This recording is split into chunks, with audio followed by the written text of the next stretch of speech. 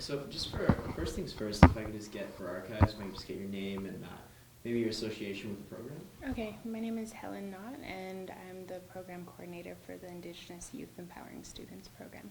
Okay, perfect. So yeah, if you could just kind of give me an idea just of what the program is, what it's about. Okay, so with the program, we're going to be taking 10 to 12 Indigenous youth volunteers to Nicaragua. And in Nicaragua, we're going to be building a school, and we're also going to be doing a cultural exchange. And I guess pre-departure, to back that up for a second, we're going to be doing some cultural learning sessions. And while we're there, we're also going to be doing some leadership building sessions. So generally, who makes up the 10 to 12 that go? What type of people go on this trip? It varies. It's open to Métis, First Nations, and Inuit youth.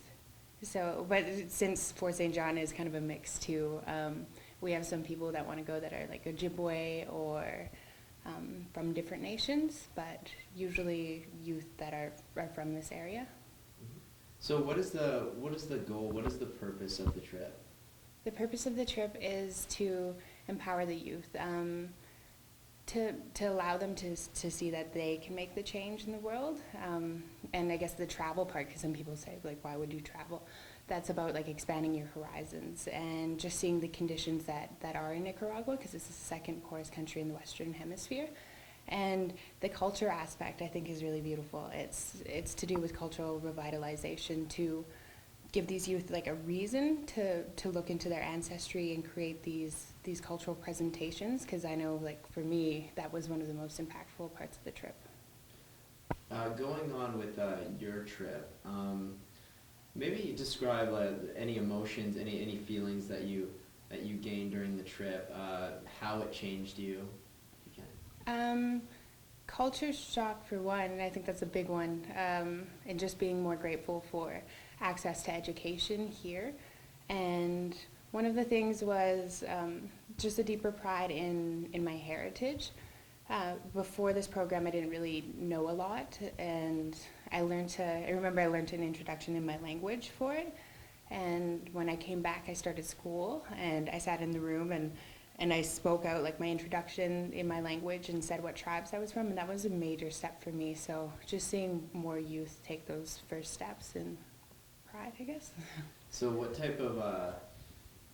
how do you join this? What do you need to do? You contact me. There's an application form, and you just it's like an expressive interest, I guess, and then you register into the program. And you start fundraising. Like, we have a leadership manual package, and since I'm I'm in the area, I can help people with their fundraisers and with their endeavors so that they can make this trip a possibility. Are there any requirements? Are there any limits to people, or is anyone can apply? It's for Indigenous youth, so First Nations, Métis, Inuit, and over the age of 18, and you must be able to get a passport, and that's it. Okay. And the company works out of Toronto? Yes. And did it just come to Fort St. John? Maybe talk a bit about how you started it here in Fort St. John and maybe the company's history. Okay. So Schoolbox was formed in 2006, and Tom Affleck, the founder of Schoolbox, he was in Nicaragua, and he was doing work with, I think, CIDA, the Canadian International Development Agency, and he was at a cafe, and he gave this little girl a notebook and a pencil. And the little girl went away, and she came back, and her dad came back with her, and he thanked Tom, and he looked at the girl, he said, "Do you know what this means? You can go to school now." And so it was something like 50 cents worth of materials were keeping this little girl from an education, and that's a reality a lot of families face. And so that led Tom to a watershed moment. If that could make this much impact, what else could he do? So he started Schoolbox, and they eventually started building infrastructure. And in 2009, they hosted their first IYES program, and I went with that program to Nicaragua, and I really liked Nicaragua. So I went back again this year to build schools, and in my own community, I'm involved with working with Indigenous youth. So it's kind of like bridging the two passions and working together with Schoolbox to bring this program to the Northeast, so this region could also benefit from it. Okay, and just your experience in Nicaragua. Maybe if you could just kind of describe like a typical day or what you would do there, and I know you're building a school, but maybe go into detail of just what the experience is like. Okay. Usually we're up by like 6 in the morning, and then we eat breakfast together. We go out to the community. Sometimes it's far from where we're staying. And then we start building. Like when you first get there, they have like a little welcoming ceremony, and they have balloons and stuff. And you work alongside community members. So there's moms, there's dads there. The kids usually help a lot too. Like I've seen like kids like carrying brick cement blocks to help create their school. And it's really a community effort. And the moms make lunch every day, so usually I end up helping cook or something with them. And then after the day is over, then you go back to your place and you do it again the next day. And so sometimes it's like really like 30-degree, 40-degree weather, so it's hot and it's hard, but it's really, really worthwhile too.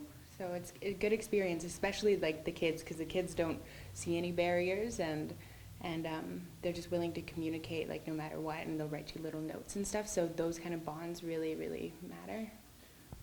Describe the feeling you get when you've accomplished building the house, when you see the house built by the end. The school? The school, sorry. Pardon me, wow. Actually, you only get to take part in part of the school build, like depending on what part you come, because you're only going for 10 days, right? So you get to take pictures with everybody, and it's just a sense of accomplishment, like you've really given something, and to someone who really, really needed it, because usually you get to see the communities that these people are living in and the conditions, and it's, I don't know, you feel hope. And someone described it as like you go down and you fill up with like this light, and you come back and you have this light in your own community. And so one of the things that the participants will do is just outline a vision for their community and some tangible steps towards a goal, something small that they could do here at home. Great. Is there anything you'd like to add about the program? No. No? It's great. Okay. I just wanted to, my news director also wanted me to ask you a question about a different issue. Okay. Are you going to a protest today? No. There's no protest? I'm doing a fundraiser. Fundraiser? Okay. Let's see. For Attawapiskat? I think so. I have a fundraiser. I don't know how it turned out into sounding like a protest. Oh, okay. No, it's a charity. Yeah, okay. Yeah. My mistake. That's a different story. That's a different story. I'm like, Yeah, charity thing for Attawapiskat. Yeah. Yeah, so what exactly is going on for that?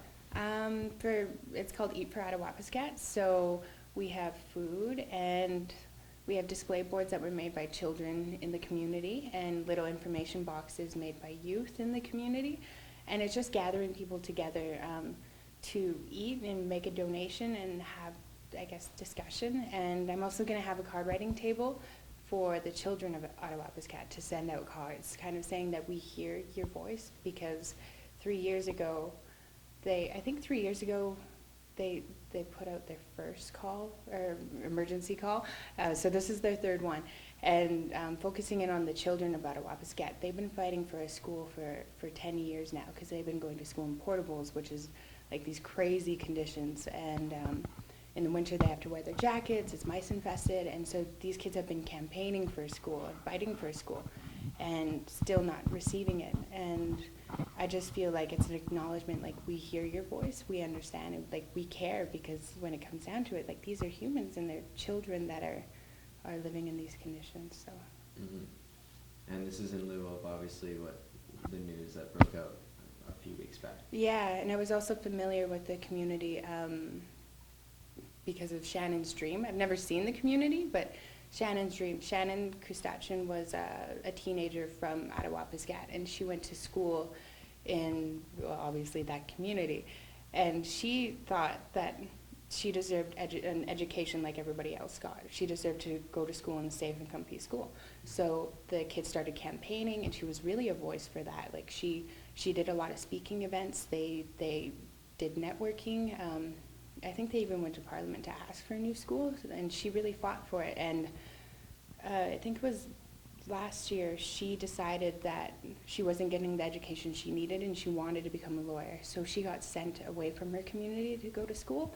And in the spring of 2010, she ended up dying in a car accident while she was attending school away. So they carried on a Shannon Stream for equality and education for First Nations communities. Yeah. Wow, sad story. Yeah.